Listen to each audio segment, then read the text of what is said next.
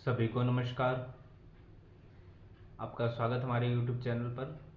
आज हम क्लास 7 की प्रश्नावली संख्या 3.1 को हल करेंगे। प्रश्नावली संख्या 3.1 में हमें एक सवाल दिया गया है, जो पहला सवाल है कि अपनी कक्षा के किन्हीं 10 विद्यार्थियों की ऊंचाई का परिसर हमें ज्ञात करना है। देखिए, इसमें एक चीज़ ध्यान रखिएगा, हमें यहाँ पर किन्हीं भी 10 विद्यार्थियों की ऊंचाइयों का परिसर ज्ञात करना है। तो अगर आपको यहाँ पर अगर संख्याएं दी गई है तो हम उन संख्याओं को लिखोगे, और अगर आपको इनमें संख्याएं नहीं दी जाती तो किन्हीं भी 10 विद्यार्थियों का आप उनकी ऊंचाइयां लिख सकते हैं, और वो कुछ भी हो सकती है, रैंडमली भी। ठीक है, जैसे हम सवाल शुरू करते हैं। यहाँ सीरियल नंबर, यहाँ पे हमारे वो विद्यार्थी उनके नाम, यानी विद्यार्थी है कौन से हमारे, और फिर उनकी ऊंचाइयाँ, जो ऊंचाई बोला है तो ऊंचाइयाँ लिखेंगे हम। जैसे मान लीजिए हमें 10 विद्यार्थियों लिखनी है, तो पहला विद्यार्थी हो गया, दूसरा हो गया, तीसरा हो गया, चौथा, पांचवा, छठा, सातवां, आठवां, नौवां और 10। विद्यार्थी का नाम हमें नहीं दिया गया तो हम कुछ भी लिख सकते हैं, जैसे A, B, C, D, E, F, G, H, I, J। अब उनकी ऊंचाइयाँ, जैसे मैंने कहा ऊंचाइयाँ कुछ भी हो सकती है, तो वो भी आप कुछ भी लिख सकते हैं। ठीक है, और अगर आपको नंबर्स दिए जाते तो हम उन्हीं नंबर के अनुसार चलेंगे। ठीक है, जैसे 3, 4, 5, 6, 7, 2, 3, 5, 2, 7, कुछ भी। ऊंचाइयाँ तो सिमिलर भी आ सकती है, अलग अलग भी आ सकती है। जैसे इनमें हमें बताना परिसर, तो देखिए परिसर क्या होता है, परिसर कैसे निकाला जाता है।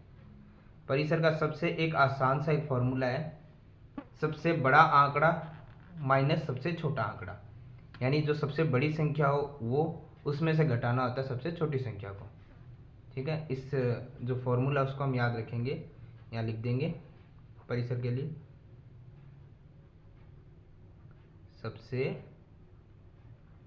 बड़ा आंकड़ा, आंकड़ा मतलब संख्या, माइनस सबसे छोटी संख्या या छोटा आंकड़ा। ठीक है, तो जैसे हम यहाँ देखते हैं सबसे बड़ा आंकड़ा हमारे पास क्या है। जैसे हम देखें सबसे बड़ा आंकड़ा हमारे पास है, अभी तक में 7 आया है, और अंत तक में हमारे पास सबसे बड़ा आंकड़ा 7 ही है। तो हम सबसे बड़ा आंकड़ा लिख देंगे 7, यानी सबसे बड़ी संख्या। फिर हम देखते हैं सबसे छोटा आंकड़ा, यानी सबसे छोटी संख्या, वो आ रहा है 2 आ रहा है, हम 2 लिख देंगे। तो हमारा परिसर कितना आएगा, 7 - 2 आ गया 5। यही हमारा आंसर है। तो परिसर निकालना बड़ा आसान है, सबसे बड़ी संख्या में से सबसे छोटी संख्या को घटा दो, जो अंतर आता है वही हमारा परिसर होता है। आगे सवाल नंबर हमें 2 दिया गया है कि कक्षा के एक मूल्यांकन में प्राप्त किए गए निम्न अंकों को सारणीबद्ध रूप में लिखना है। ये कुछ अंक हमें दिए गए हैं, इनको एक सारणी के रूप में हमें बनाना है। तो सबसे पहले इन सवालों को हल करने से पहले हम इसको एक सारणी के रूप में लिखते हैं। आइए कैसे, जैसे ये सारे क्या थे, ये थे कक्षा के अंक थे प्राप्त किए गए, तो हम यहाँ लिख देंगे अंक। ठीक है, सारणी बना रहे हैं तो हम यहाँ क्या करेंगे, इनका मिलान चिन्ह बना लेंगे, और फिर इनकी बारंबारता लिख लेंगे कितनी आ रही है। जैसे अंक हमारे पास क्या है, देखिए अंक हमारे पास है, सबसे छोटा अंक हमारे पास है 1, फिर है 2, फिर है 3, फिर है 4, 5, 6, 7, 9 और 8 भी है, यानी 9 तक है 1 से लेके। तो हम इन्हें सारणीबद्ध रूप में लिखेंगे, तो हम शुरू से लिखेंगे 1, फिर 2, फिर 3, फिर 4, फिर 5, फिर 6, फिर 7, फिर 8, फिर 9। अब इनके मिलान चिन्ह लिखेंगे। मिलान चिन्ह कैसे होंगे आइए वो भी समझ लेते हैं। मिलान चिन्ह का मतलब सबसे पहले हम देखेंगे, अगर 1 है तो कितनी बार आ रहा है, 2 है तो कितनी बार आ रहा है, उसको देखेंगे। जैसे 1 को देखते हैं हम सबसे पहले, 1 हमारे पास आ रहा है 1 बार, 1 बार आया तो ये मिलान चिन्ह हो गया, जो आपने पहले भी कक्षाओं में बनाया होगा। ठीक है, बारंबार यहाँ लिख देंगे कि 1 बार आ रहा है। 2 कितनी बार आ रहा है, 2 आ रहा है एक बार, दो बार, दो बार आ रहा है तो ये मिलान चिन्ह हो गया और ये नंबर हो गया, दो बार बारंबारता। फिर तीसरे की हम देखते हैं, ये लाइंस मिला रहा हूं मैं ताकि आपको समझ रहे। तीसरा, तीन कितनी बार आ रहा है? एक बार, एक ही बार आया है तो हम लिख देंगे वन टाइम। फिर चार, चार आ रहा है हमारे पास, एक, दो, तीन, तीन बार, एक, दो, तीन, तीन बार। फिर पाँच, पाँच आ रहा है एक बार, दो बार, तीन बार, चार बार, पांच बार। तो मिलान चिन्ह तो आपको करने आते होंगे, एक, दो, तीन, चार, पाँच, पांचवी लाइन ऐसे तिरछी होती है, पाँच। छः, छः आ रहा है एक बार, दो बार, तीन बार, चार बार। चार तक तो सीधी लाइन ही रहती है, पांचवी लाइन तिरछी हो जाती है।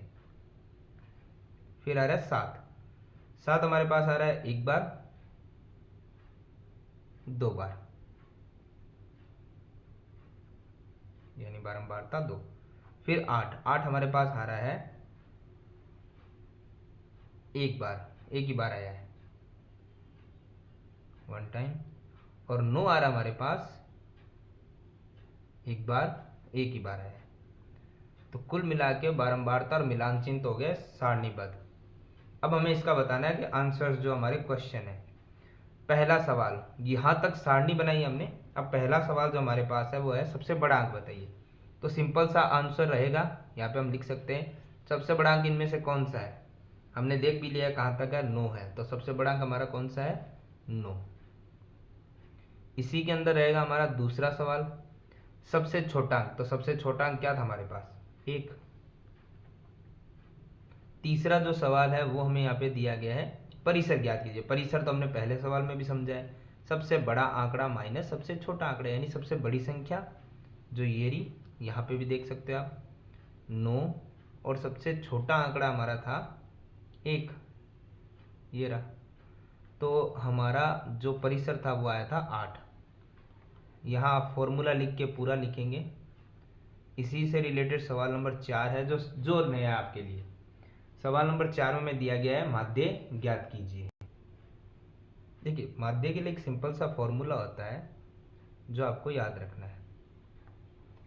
आंकड़ों का योग यानी सबका जोड़ बट्टे में आंकड़ों की संख्या, आंकड़ों का योग बट्टे आंकड़ों की संख्या। तो देखिए योग कितना है, योग मतलब सबको प्लस करना होता है। तो इन सबको प्लस कर सकते हैं आप कैसे भी लिखकर या कैसे भी कर सकते हैं। जैसे 4 + 6 10, 7 17 और 5 22 और 3 25 और 5 30 और 4 34, 34 और 5 39, 2 41, 41 6 47, 47 2 49, 49 और 5 54, 54 और 1 55, 55 और 9 64, 64 और 6 71, 70, 70 और 5 75, 75 और 8 83, 83 4 87, 87 और 6 93 और 7 100, यानी सबका योग कितना है 100। ये आप रीचेक कर लेना एक बार, क्योंकि जब भी हम टोटल करते हैं कोई मिस्टेक है तो एक बार वो चेक कर लीजिए। बट्टे में संख्याएं कितनी थी। वैसे आप ऐसे भी काउंट कर सकते हैं और मिलान चिन्ह बारंबारता से भी काउंट कर सकते हैं कि 1 एक बार आया, 2 2 बार आया, 3 एक बार आया। तो देखो 1 2 3 और 1 4, 4 3 7, 7 5 12, 12 8 4 16, 2 18 और 19 और 20। ऐसे भी देख लीजिए 1 2 3 4 5 6 7 8 9 10 11 12 13 14 15 16 17 18 19 20, 20।